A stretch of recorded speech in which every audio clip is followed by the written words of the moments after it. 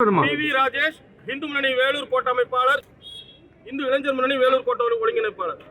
இன்னைக்கு திருப்பத்தூர் மாவட்டத்தில் ஒரு மாணவனுக்கு நீதி வேண்டி தமிழக அரசாங்கம், தமிழக காவல்துறையும் உடனடியாக ஒரு மாணவனுக்கு நீதி வேண்டுவதற்காக இன்னைக்கு இங்க மக்கள் மத்தியில் நின்று எங்களுடைய போராட்டத்தை துவங்கி கொண்டிருக்கிறோம்.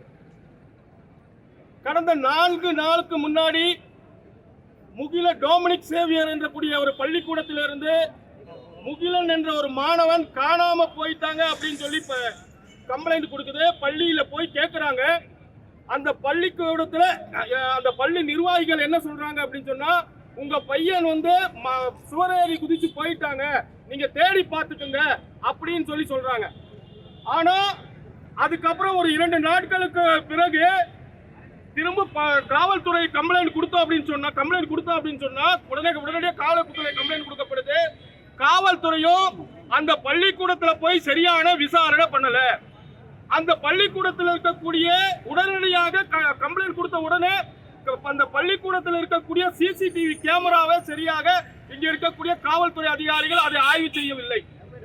பள்ளிக்கூடத்துக்கு ஒரு படிக்கிறதுக்காக ஒரு மாணவனை அனுப்பியிருக்காங்க. முகிலம் என்ற மாணவங்க, அவங்க பெற்றவங்க மிகுந்த ஏழ்மை நிலைமையில இருக்கிறாங்க.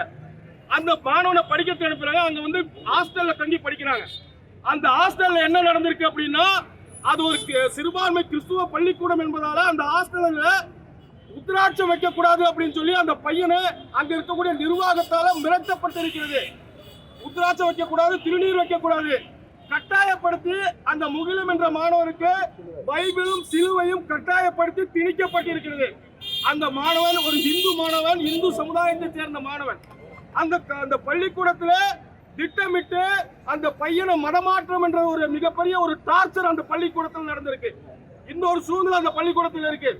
அது மட்டும் இல்ல, பள்ளிக்கூடத்துல அந்த மாணவன் அந்த பள்ளிக்கூட வளாகத்தில் இருக்கக்கூடிய ஒரு கிணத்துல அந்த உயிரற்ற நிலையில் சடலமாக விலகி கொண்டிருக்கிறாங்க. ஆனா அந்த பள்ளிக்கூடத்தில் இருக்கக்கூடிய அந்த என்ன சொல்றாங்க அப்படின்னா, அந்த சிசிடிவி கேமரா சொல்லாம போய் வெளியே போய் பாத்தீங்க அப்படிங்கிறாங்க. ஆனா அந்த பள்ளிக்கூடமானவன் அன்னைக்கு காலையில இருந்து உணவு கூடத்துக்கு போற வரலும் சிசிடிவி கேமரால பதிவாயிருக்கு. அதுக்கப்புறம் அந்த இது பதிவாகல. அந்த பள்ளிக்கூட மாணவன் அங்க இறந்த நேரத்தில் அந்த பள்ளி நிர்வாகி ஜோசப் மாணிக்கம் என்பவரை அங்க காணோம். இன்னைக்கு தமிழக அரசாங்கம் தொடர்ந்து சிறுபான்மை கல்விக்கூடங்கள்ல தொடர்ந்து இந்த மாதிரி கடந்த திருவள்ளூர்ல கொஞ்சம் வருடம் சேலம் ஓமலூர் பாத்திமா பள்ளியில சுகந்தியாங்கிற மாணவி இதே மாதிரிதான் கிணத்துல பணமாக மடங்குது. இந்த அரசாங்கம் மூடி மறைச்சிருக்கு.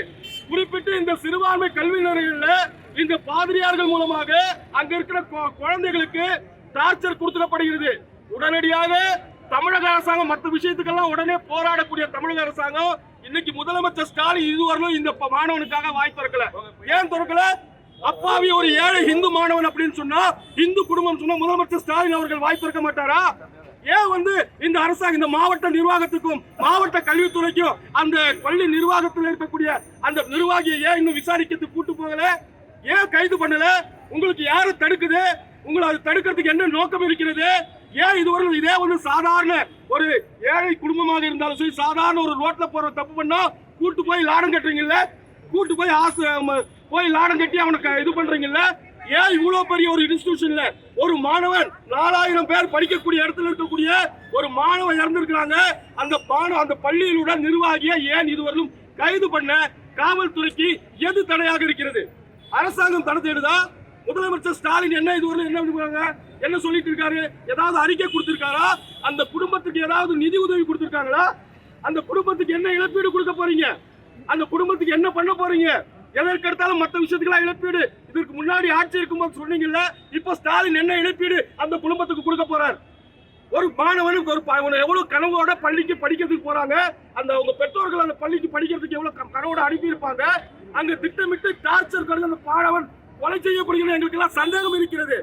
உடனடியாக தமிழக அரசாங்கம் அந்த காவல்துறை அந்த மாவட்ட அந்த கல்வி நிர்வாகி அந்த கல்விக்கூட ஜோசப் மாணிக்கம் என்பவரை கைது செய்து விசாரணை நடத்தப்பட வேண்டும்.